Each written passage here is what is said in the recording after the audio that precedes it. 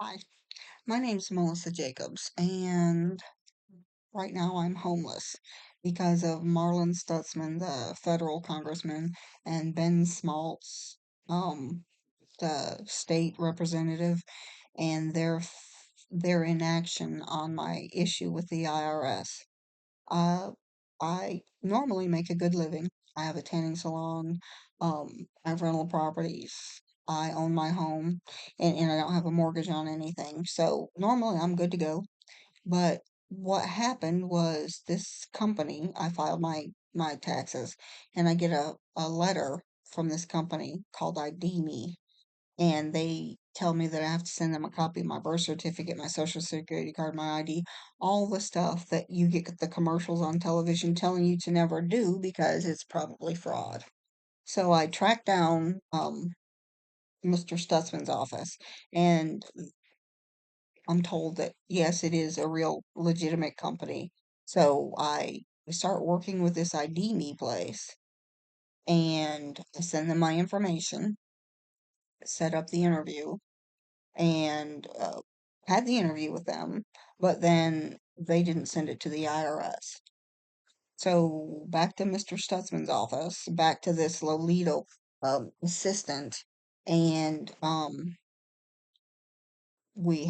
had to do the online interview again, where you like hold up your ID and your information, and then of course you have to email it to them, and they tell you that it's destroyed. You just like kind of hope because otherwise, if somebody ever tapped into them and breached their security, we're all just out of luck. So, sorry for the segue. So, everything's sent to them. Nothing happens. Nothing happens. So then I called a representative Smaltz office, who was more helpful in that they told me that the IRS had received the information on the 8th of April. Well, fast forward about 3 weeks, and two giant deputies literally drugged me out of my house. Sheriff deputies. When I reached around to show them, to try to get the paperwork to show them what was going on, they drugged me, physically drugged me by my arms, um, out of out of my property. Now the bruises are fading, but even after well over 6 weeks, you can still see where some of the marks were from these two huge men dragging me out of my house. So, anyway, getting back to the issue at hand. Um, I'm now homeless. Owning your own home, your own business, the building, owning four rental property buildings, doesn't matter if the government can just sell it for, I was looking like 3 cents on the dollar. Um, What we're doing now is trying to find somebody. If you need to sue the IRS because you owe them money, you can't swing a dead cat without hitting at least 10 lawyers. But if you need to sue the IRS because they owe you money, in the state of Indiana, you're not going to get any help. So Stutzman and Smaltz told me to call 211, which sent me right back to the ILS, who, when I spoke to them, suggested that I speak to Stutzman or Smalls. So it's just this catch-22 rolling circle of nobody really helping you. I will leave my information in the lower part of this when I post it. I would leave a phone number, but unfortunately, um, after the after the sheriff deputy drug me out of my home, um, I had a seizure. I have a seizure disorder, which ordinarily I wouldn't tell you, but I began seizing, and instead of actually helping me, this deputy took the three fingers and did what they call a thoracic push, and it's supposed to be like right here on your chest, and they're just pushing to see if you're actually having a seizure, and it's supposed to be like for 5 to 10 seconds maximum. I'm not really aware. I'm not aware of things that are going on while I'm having a seizure, but luckily, my neighbors across the street, cameras. And so, and I have a camera on my front porch.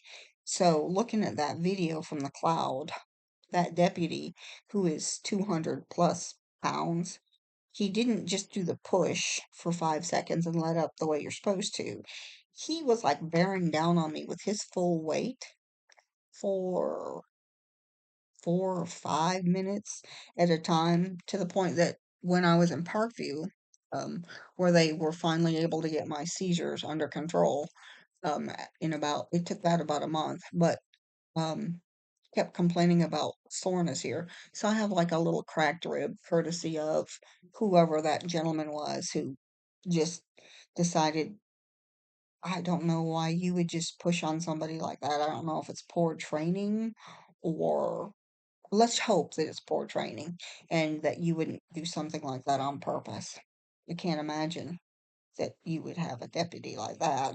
So anyway, to summarize, ID delayed my refund.